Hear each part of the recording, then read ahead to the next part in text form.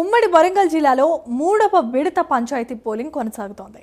Major గ్రామ పంచాయతీలలో భారీ queue లైన్లు కనిపిస్తున్నాయి. 1 గంటలోపు పోలింగ్ బూత్లలో ఉన్న వారికి మాత్రమే ఓటు హక్కు వినియోగించుకునే అవకాశం ఉంటుందని అధికారులు చెబుతున్నారు. ఇక ఇదే అంశానికి సంబంధించి మరింత సమాచారాన్ని మా కరెస్పాండెంట్ తిరుపతి అందిస్తారు.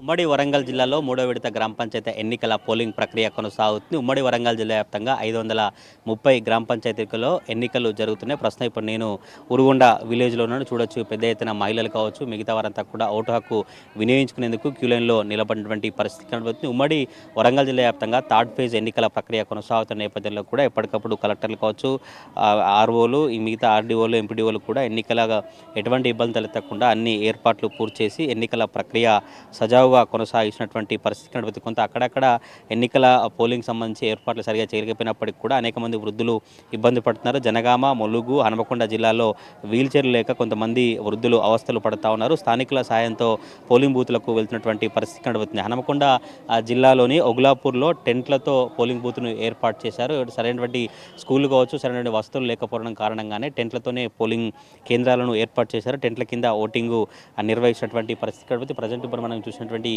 క్యూ లైన్ అంతా కూడా ఊరుగొండ గ్రామానికి సంబంధించినటువంటి ఈ క్యూ లైన్ ఉదయం నుంచే మహిళలు కావచ్చు, ఓటర్లంతా వారి ఓటు హక్కును వినియోగించుకొని గ్రామ పంచాయతీ ఎన్నికల్లో మొదటి ప్రథమ పౌరుణ్ణి ఎన్నుకునేటువంటి ప్రక్రియ కొనసాగుతున్నటువంటి పరిస్థితి కనబడుతుంది. ఉమ్మడి వరంగల్ జిల్లా వ్యాప్తంగా 11 గంటల వరకు ఓటింగ్ శాతం కనుక గమనిస్తే మొత్తం కూడా మహబూబాబాద్ ఒక 30 పైన జరిగినట్టుగా తెలుస్తూ ఉంది. భూపాలపల్లి జిల్లాలో 30 పైన, హన్మకొండ, ములుగు, వరంగల్, జనగామ జిల్లాలో కూడా 30 పైన ఓటింగ్ నమోదైనట్టుగా అధికారులు అంచనా వేసినటువంటి పరిస్థితి కనబడుతుంది. ఉమ్మడి వరంగల్ జిల్లా వ్యాప్తంగా 530 గ్రామ పంచాయతీ ఎన్నికలు కొనసాగుతున్న నేపథ్యంలో 1751 మంది అభ్యర్థులు బరిలో ఉన్నారు. మధ్యాహ్నం 1 తర్వాత, లంచ్ తర్వాత 2 నుంచి కౌంటింగ్ ప్రక్రియ ఉంటుంది. ఆ కౌంటింగ్లో కూడా ఈ ఓటర్లు ఏ అభ్యర్థికి పట్టం కట్టారు, ఏ అభ్యర్థి గెలవబోతారంటే కూడా గ్రామీణ ప్రాంతాల్లో చాలా ఉత్కంఠ వాతావరణం అయితే కొనసాగుతున్న పరిస్థితి కనబడుతుంది. 503 సర్పంచ్ స్థానాలకు 1751 మంది అభ్యర్థులు బరిలో ఉన్నారు. 4101 వార్డు స్థానాలకు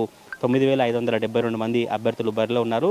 116 సమస్యాత్మక పోలింగ్ కేంద్రాల్లో పోలీసులు భారీగా మోహరించి ఎవరు ఇతర వ్యక్తులు కావచ్చు, ఎవరైనా మొబైల్, వాచ్, ఇంకా ఇతర వస్తువులు ఎవరైనా తీసుకొస్తే వారిని అనుమతించినటువంటి పరిస్థితి అయితే కనబడుతుంది. క్షుణ్ణంగా వారిని తనిఖీ చేసిన తర్వాత పోలీసులు చూసిన తర్వాతనే లోపలికి అనుమతిస్తున్నటువంటి పరిస్థితి కనబడుతుంది. ఎందుకంటే ఎన్నికల పోలింగ్ ప్రక్రియ సజావుగా కొనసాగాలి, ఎటువంటి ఉధృత వాతావరణం కావచ్చు, ఎటువంటి ఘర్షణ చోటు చేసుకోవద్దంటూ కూడా పోలీసులు భారీ బందోబస్తు ఏర్పాటు చేసి 200 మీటర్ల దూరంలోనే 144 సెక్షన్ను అమలు చేసి ఈ సెక్షన్ ఎవరు కూడా ఉల్లంఘించద్దు, ఎన్నికల నియమాలు పాటించాలి, ఎన్నికల నియమాలు ఉల్లంఘిస్తే తప్పకుండా కేసులు నమోదు చేస్తాం, చర్యలు తీసుకుంటామని కూడా పోలీసులు చెప్తున్నటువంటి పరిస్థితి కనబడుతుంది. మహబూబాబాద్ జిల్లాలో 150 సర్పంచ్ స్థానాలకు, 1138 వార్డు స్థానాలకు పోలింగ్ జరుగుతుంది. జనగామ జిల్లాలో 88 సర్పంచ్ స్థానాలకు, 692 వార్డు స్థానాలకు జరుగుతుంది. హన్మకొండ జిల్లాలో 67 సర్పంచ్ స్థానాలకు, 563 వార్డు స్థానాలకు కొనసాగుతున్న పరిస్థితి కనబడుతుంది. వరంగల్ జిల్లాలో సెకండ్ ఫేజ్లో, థర్డ్ ఫేజ్లో ఒక హరిత పోలింగ్ కేంద్రాలను ఏర్పాటు చేశారు. చంద్రరావుపేట, నర్సంపేట, నెక్కొండ గ్రామాలలో హరిత పోలింగ్ కేంద్రాలను ఏర్పాటు చేసి ఇటు పచ్చదనం, బంతిపూలు కావచ్చు, మామిడి తోరణాలు, మిగతా అరిటాకులతో పోలింగ్ కేంద్రాలను ఏర్పాటు చేసి ఓటర్లంతా కూడా తమ ఓటు హక్కును ఆహ్లాద వాతావరణంలో వినియోగించుకోవాలని కూడా అధికారులు చెప్తున్నటువంటి పరిస్థితి కనబడుతుంది. వరంగల్ జిల్లాలో హరిత పోలింగ్ కేంద్రాలు ఏర్పాటు చేస్తే హన్మకొండ జిల్లాలో మాత్రం టెంట్ల కింద పోలింగ్ ప్రక్రియ కొనసాగుతున్నటువంటి పరిస్థితి కనబడుతుంది. మధ్యాహ్నం 1 గంట వరకు పోలింగ్ జరుగుతుంది. మధ్యాహ్నం 1 గంట లోపు ఎవరైతే పోలింగ్ కేంద్రాలలో, పోలింగ్ బూత్ లోపల ఉంటారో వారికి మాత్రమే ఓటు హక్కు వినియోగించేలా అధికారులు ఏర్పాటు చేస్తున్నారు. 1 తర్వాత ఎవరు వచ్చినా కూడా ఓటు హక్కు వినియోగించేందుకు అవకాశం లేదు. 1 తర్వాత గేటు క్లోజ్ చేస్తామని అధికారులు ఇప్పటికే మైకుల ద్వారా ఓటర్లకు చెప్తున్నటువంటి పరిస్థితి కనబడుతుంది. పోలింగ్ బూత్ లోపలికి వచ్చేటంతా కూడా పోలింగ్ స్లిప్తో కావచ్చు, ఆధార్ కార్డు, ఏదైనా ఐడెంటిటీ కార్డుతో మాత్రమే లోపలికి అనుమతిస్తున్నారు. మధ్యాహ్నం 1 తర్వాత లంచ్ బ్రేక్ ఉంటుంది. లంచ్ తర్వాత 2 నుంచి కౌంటింగ్ ఉంటుంది. మొదటగా వార్డు మెంబర్లకు సంబంధించినటువంటి స్థానాల కౌంటింగ్ ప్రక్రియ ఉంటుంది. ఆ తర్వాత సర్పంచ్ సంబంధించినటువంటి స్థానాల కౌంటింగ్ ప్రక్రియ ఉంటుంది. ఇప్పటికే ఫస్ట్ ఫేజ్, సెకండ్ ఫేజ్లో బీఆర్ఎస్, కాంగ్రెస్ పోటాపోటీగా ప్రచార కార్యక్రమాలు కావచ్చు, పోటాపోటీగా స్థానాల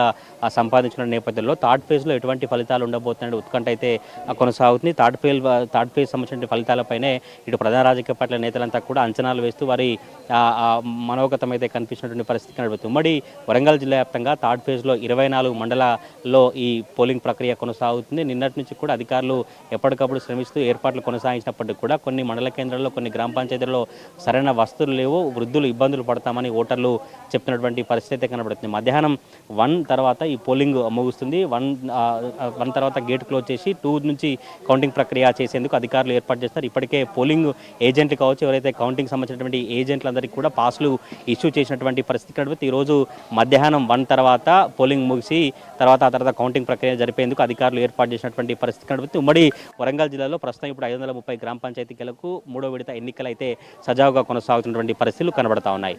కెమెరా పర్సన్ పవన్తో తిరుపతి ప్రైమ్ న్యూస్ వరంగల్ నుంచి.